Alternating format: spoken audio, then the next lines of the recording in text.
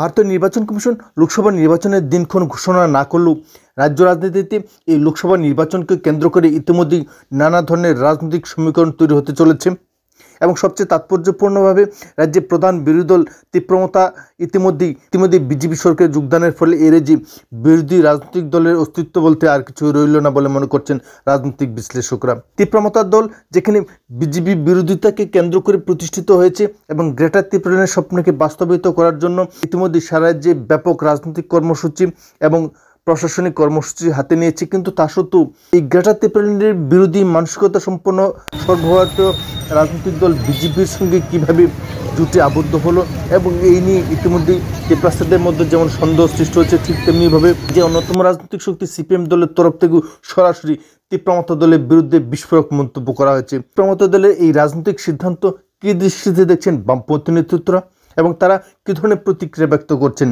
তীব্রমতা দলের এই সিদ্ধান্ত ত্রিপুরাদের জন্য কতখানি স্বার্থকর কিংবা এর যে গ্রেটার ত্রিপুরার স্বপ্ন দেখা মানুষের জন্য কতখানি মঙ্গলজনক, এ নিয়ে সিপিএম নেতৃত্বরা কি বলছেন? তারা একটু লুকিয়ে করার চেষ্টা করছে, মানুষকে কনফিউজ করছিল।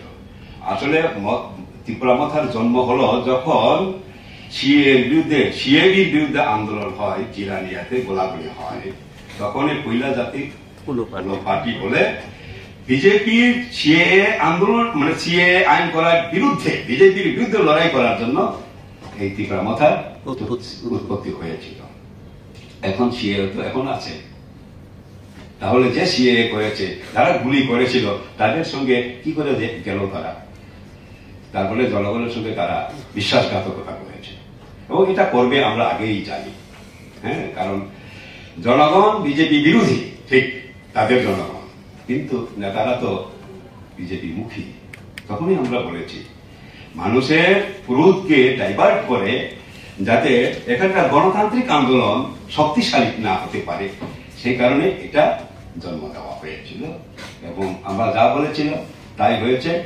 এই যে জনগণের সামনে যে কথা তারা বলেছিলেন গ্রেটার ত্রিপুরা, তাদের চুক্তিতে এটা এই শব্দটাও নেই, কনস্টিটিউশনাল সলিউশন নেই, কবে নাগাদ হবে তাও নেই।